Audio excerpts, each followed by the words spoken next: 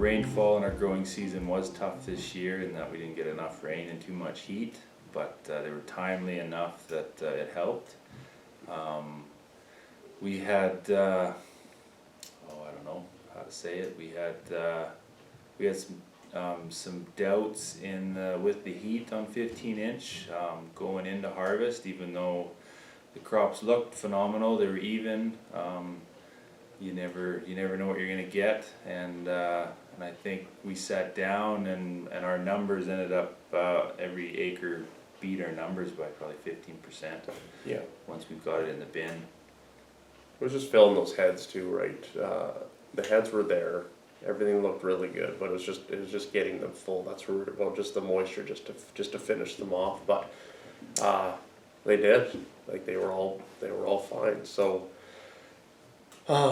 We even noticed in our canola when it was in flower, we had neighbors with the drill that we used to use and with very similar practices. They were out of flower 2 weeks before ours. And they were seeded very within days of each other.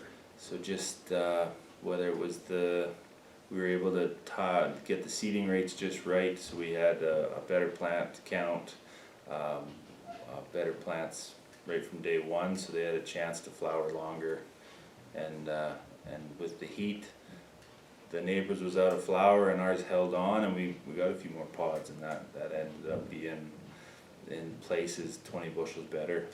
Yeah, and I don't know if that was that spacing where those canola roots were able to, their taproot was going down, but we started pulling plants, and those roots were going laterally, so they were able to get maybe moisture that our old drill with the tighter spacing probably would have maybe used it all up, possibly. I don't know the answer to that, but it worked amazing. Yeah. You pull these canola plants when they were right after flowering, when they were podding out, and the bottom third of your main stem, there was nothing. So that's right away, that's why we're like, oh, maybe.